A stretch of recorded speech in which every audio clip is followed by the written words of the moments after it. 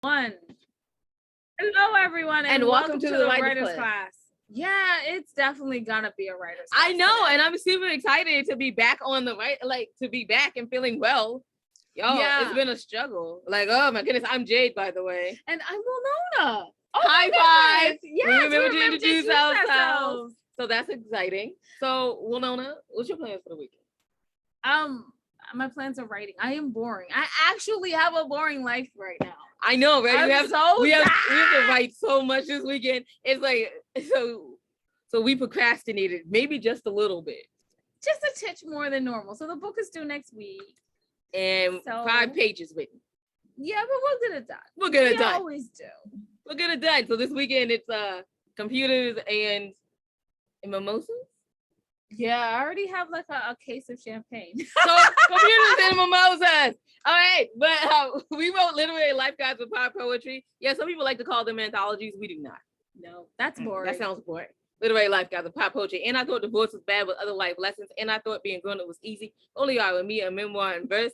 And like the standalone novels, Foreign Coffee, and Widow's Web, and Widow's Debt. All available where you get your audiobooks, and soon to come as an audiobook, my favorite book, although I'm not supposed to have a favorite one. Yeah. And I thought I did my journey alone, soon to come to audiobook. Or you can find out everything your ladies are doing on www.andithoughtladies.com. Wow, that felt weird. You actually threw that to me. I threw it. I was like, catch the ball. Yeah. Wait, what? Catch it. I'm blowing this thing. So, but y'all out here to hear about us. You're here to hear about our wonderful guests. Would you like to introduce yourself? Hello, everyone, and I'm excited to be here with these ladies today. I say that I'm a Texan with a Southern accent because I lived most of my life in Mississippi to be buried in Texas. So we're in a drought out here and it's really hot, but I'm glad to be here today. I have had many different careers. I've taught everything from kindergarten to the university level. And I was a founding director of a market, a producers only market in Jackson, Mississippi. And I even shadowed Martha Stewart at one time. But now I live with my husband and 2 Labrador retrievers on a ranch in Texas. Memphis Belle and Texas Star are my dogs, and they keep us very busy. And I say I'm a late bloomer because I actually ran a marathon for the first time when I was age 60, and I wrote my first book at age 66. And I've started a podcast at age 68. So I think we can continue doing work that's important late into life. Okay, wow. First of all, I never got 60 like that. Never got 60, but no. I mean, it says authors over 50 behind you, so obviously maybe you were over 50, and I was hoping that you were 55, so when I come visit, I could get a senior coffee. Like that's what I was hoping. I mean, who doesn't want to visit a Texas ranch? I know a Texas ranch, and maybe an opportunity to get senior coffee. You know how much I love a senior coffee. Okay, now. I feel like at this point, the amount of money you saved is like ixnay. By getting a senior coffee. First you bought the ticket to get out there, then you got the senior coffee. Okay. But then I was like 2 for 1 though. Went to Texas and probably had some barbecue and had senior coffee. See? 2 for 1, like which 3 for 1 deal. So where's good barbecue out there where you live? Yes. Oh, it's everywhere. You ladies need to come and we'll just do a tour of all the barbecue joints. That sounds good. So amazing. The last time we were in Texas, it was barbecue and Mexican food. Yes. That didn't really go my well favorite too. It didn't go well in our bellies, but we did it every day anyway. It just did it anyway. So I really do have a question though. It's actual on point. Yes, go because for it. you have taught everything from kindergarten to the university level. Has that in any way influenced your writing? And if so, how? Well, especially when I got to the university level, I was an adjunct professor of communications, and I also was public relations director at the Mississippi Department of Education and at a college there. So I think after you write your book, you have to market now. It's all on us. Even if you publish with the big 5, you have to do your public relations and marketing of this book, and especially on social media, as you well know. So I think having the marketing and communications background has made that easier for me.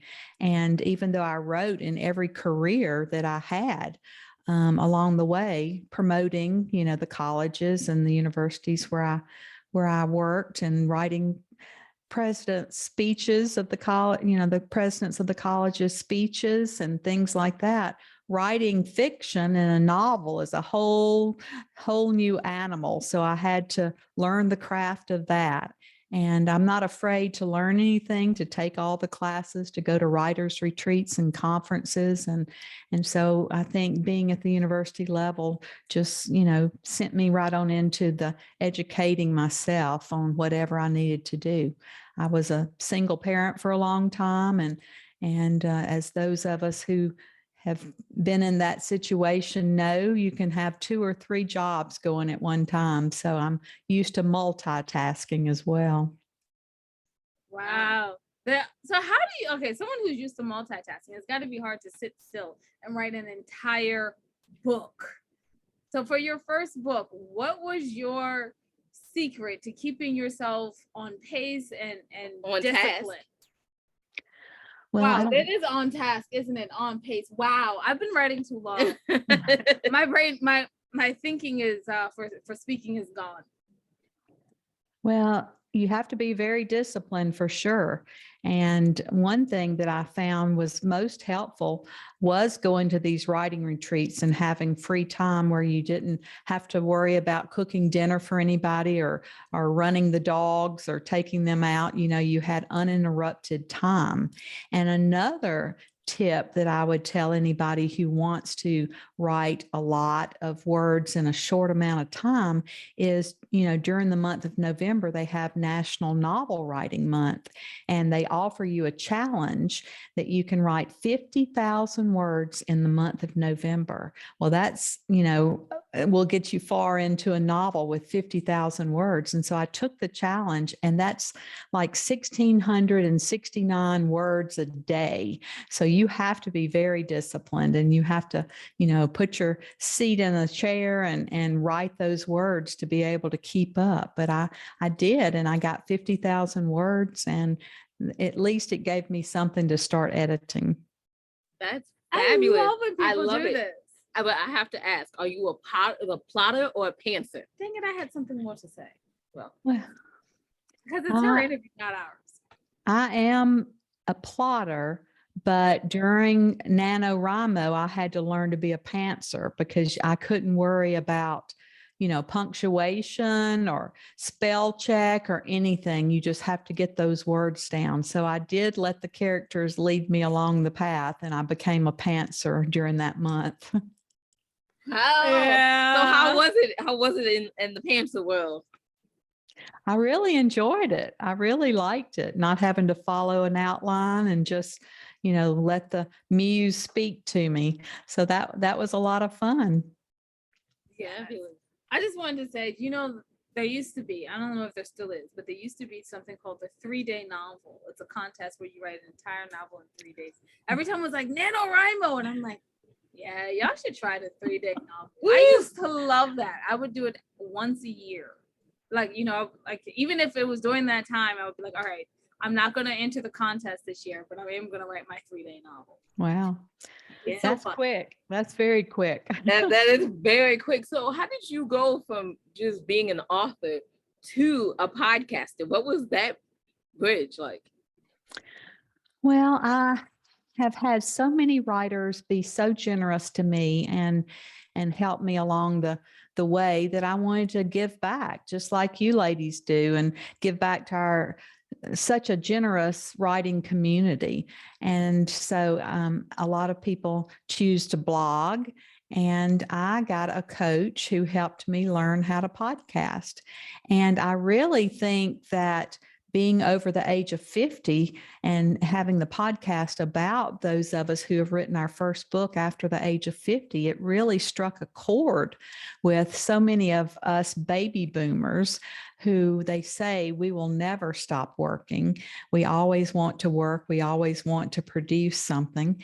And I have been booked out for months in advance with all of the publicists letting me know about their clients, with clients reaching out to me, personally. And it's just been so interesting to listen to these writers. I've interviewed doctors and attorneys and MBAs. And, I interviewed a toxicologist who writes about an assassin who uses poison to kill her victims, and so it's just so fascinating to hear these women and men who write after the age of 50 and start a whole new career. I have to say, first of all, I feel like that's like one of the perfect ages to write. Because, when you're like 20 something, you're like, I'm writing.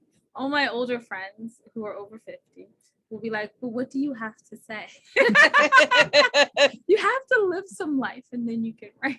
You have something to say. I feel like that's great. They're putting all this wisdom into the world of their life that they have lived. Now, we have talked about your books. We have talked about your podcast, but we don't have the name of your books. Well, my first book is No Names to Be Given, and it is memoir-like in that I'm an adopted child from a maternity home hospital in New Orleans. And the story's premise is about 3 women who meet in a maternity home in New Orleans to relinquish their babies back in 1966. And I've carried that story around in my mind for 40 years. And just last year, completed the manuscript and got it published. And then my second book, because I'm so enamored with the ranches now in Texas, it's a contemporary Western that has an ancient secret on the ranch. So for those people who are hooked on Yellowstone and some of the modern Westerns, they'll get a kick out of that book. So those are the 2 books that I have now. What's the book title, that second book? The Fifth Daughter of Thorn Ranch. Just in case y'all didn't know and you're like listening to the podcast, it is, but if you're watching the show, it's literally right behind her. Yeah, I was going to say, if you couldn't guess, I'm like, Well, they were paying attention to the words, not the background. Exactly. The words. Mm-hmm. So what advice do you have for any author that's going to start writing their first book? Because it's a daunting challenge. 3 tips. It really is. And of course, the theme of my podcast is that it's never too late to write your first book. And we think that writing after 50 is writing in life's sweetest third. And just like you said, we have a lot to say. And I've interviewed people who are in their 80s and 90s who are still writing. And I think it's like swimming. I think we can still produce beautiful work even late into life. And I think that should be encouraging to you young women and to other people who have a book in them, but just haven't, sat down to write it yet. It's just never too late. So get those words down on paper. I think it leaves a wonderful legacy for the generations who come behind us. I love how she said it. It's a lovely legacy. Yes. Because how many times have authors and painters' works become the classics that we know today after they have passed away, and that legacy, they never got to see it, but we are sure here knowing about it, living it, shaping our minds, and finding joy in it, and also finding inspiration. Exactly. Right? So you are very right. So where can people find out more about you? I have a website, www.juliadaily, and that's DAILY, just like dailynewspaper.com. And authorsover50.com. They can see the podcast there. And of course, my books are available on Amazon and everywhere else. All the independent bookstores can order those as well. Absolutely. Can you just tell us the title of your books one more time? No Names to Be Given, and then The Fifth Daughter of Thorn Ranch. Thank you so much. Can't wait to read those. I know. I cannot wait to read The Fifth Daughter of Thorn. I'm excited for this. So, Jade, would you like to wrap us up? Absolutely. Thank you so much for coming on today. We really appreciate it. And that's all right? So I'm wrapping this up, right? Yeah, you're wrapping I us up. Remember. I have to remember how to do this. And Oh yeah, a bow. and a bow. Really? You can find out everything your ladies are doing on www.andithoughitladies.com. While you're there, take a moment, go to the middle of the page, see the charities that we probably support, maybe support them also. We thank you in advance for that. Just remember, y'all, that wisdom is all around you if You're open to finding it and accepting it. So peace and love, you guys, from Winona and Jade. Bye-bye. Oh yeah, thanks for listening.